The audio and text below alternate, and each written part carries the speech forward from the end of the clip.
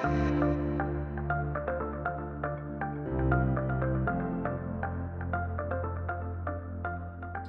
are providing indirect employment opportunities to hundreds and thousands of these drone hobbies of pilots, like a gig economy, wherein they're not looking for a full-time job. They love flying drones, but they want one avenue wherein they get regular opportunities to maybe go and undertake a couple of missions.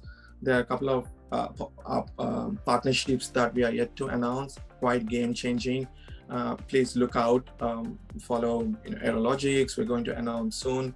But I think in Australia we are just in such a beautiful spot, wherein we can test, incubate, some of this technology before we actually get the scalable model that we can replicate around the world.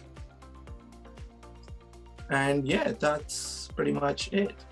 Wonderful. Rakesh, thank you so much for that. Really interesting stuff. I know recently there was a story, I think up in the mid-north coast, of one of the backpackers having a little trek through the bush, getting lost, and they had to use the Surf Life Saving Club there. They were the only people that actually had a drone available to try and track these people down. The police didn't have it. The fire department didn't have it. So, there's so many different avenues that the kind of things that you're doing, especially when you can sort of order one on demand, can be used for. It's really quite incredible.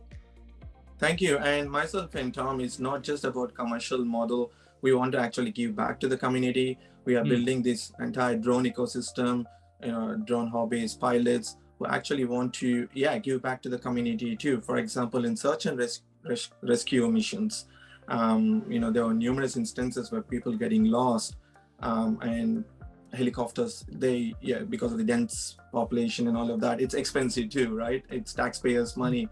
Whereas imagine you ping one of the, whether it's Surf Life Saving or Aerologics pilots, and somebody, just bring the drone up, and you find that missing person. You can't put a cost to that.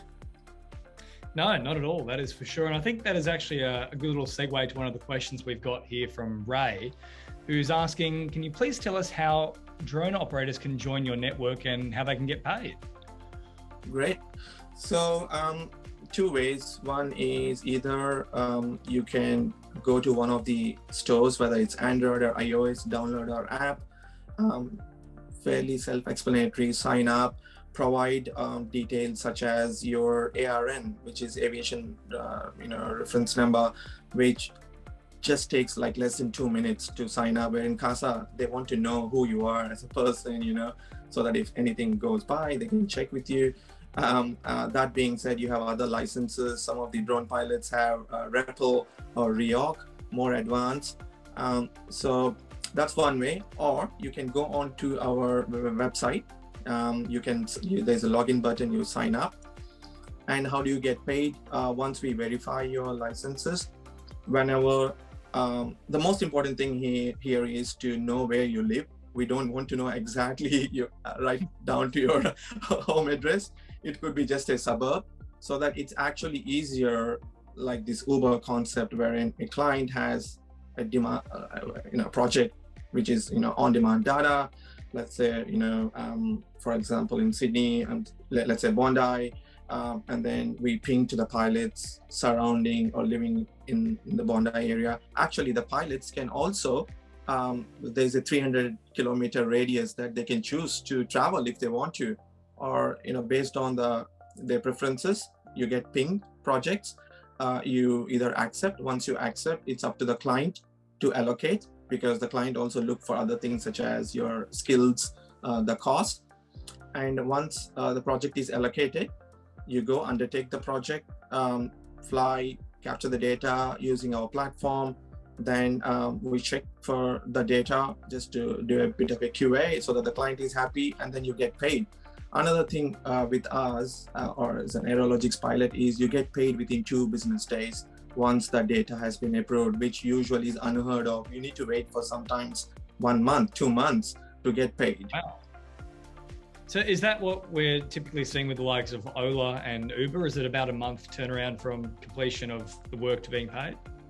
I think with Ola and Uber, it's weekly. Yeah, because I do tend to, whenever I'm catching, I tend to ask them, hey, how's it, their experience as drivers. I mean, that's how you learn, right? Yeah. And they're paid weekly, whereas with us, it's 2 business days. Sometimes it's even quicker.